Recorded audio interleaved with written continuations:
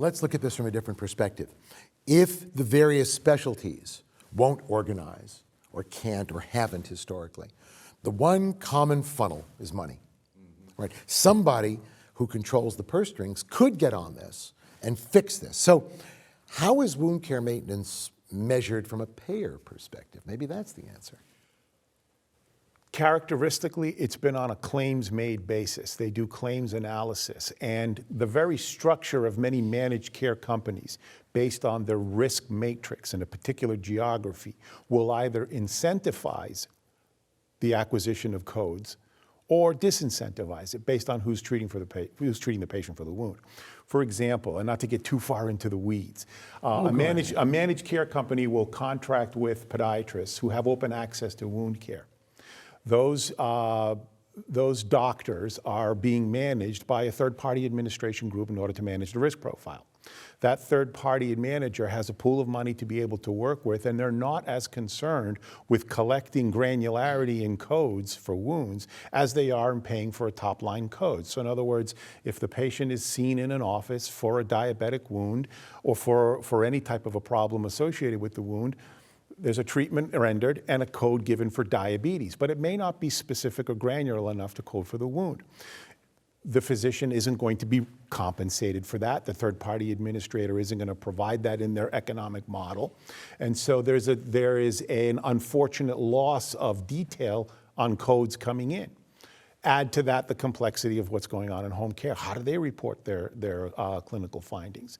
Is it easy enough for someone at a health plan to be able to look across all of those spectrums of care in an area where chronic wound care is not carved out per se, and be able to identify individual costs? Very difficult. So something else I would add, we're moving from a fee-for-service model into a value-based model.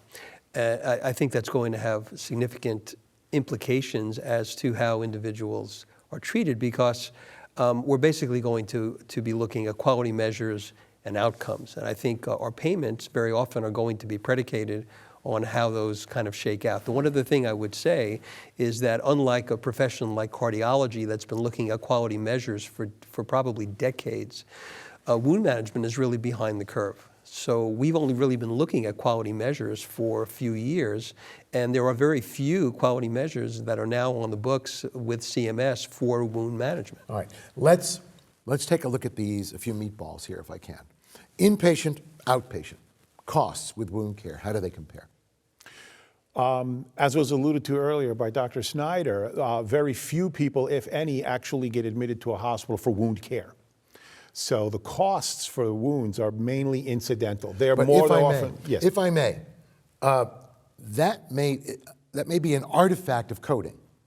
In other words, they may not be admitted for wound care, but it's the wound that's driving them in. Absolutely. And, right? I'll give you an example. There was a study done about 6 years ago in a rather large group of home health agencies, a conglomerate that was under contract by a health plan in Texas. So they had a very large population. And what they found was 50% of their census was comprised of patients with chronic wounds. That was what I was getting at. Of those, half of them went to the hospital for what was determined an unnecessary admission. And those are basically the logistics behind who's treating the wound. For example, if there's an actionable event that a nurse spots on a patient, is it relayed back to the physician in an appropriate amount of time? And what happens subsequently to that to deal with that patient's particular situation and that care level?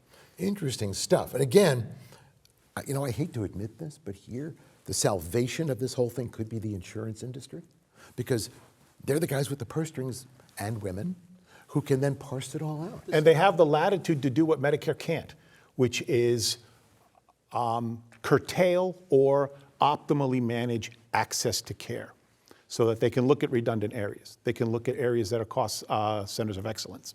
Well, and so Medicare has looked at the data on the driving admitting diagnosis that's attributable to wounds. So this is going to underrepresent the true cost, because we all have admitted here that often the wounds are unrecognized and part of a secondary diagnosis. But and hence their MRA in the top 5. Right, but in the primary inpatient diagnostic setting, I believe the figures per annum for fee-for-service Medicare are in the $40 billion range.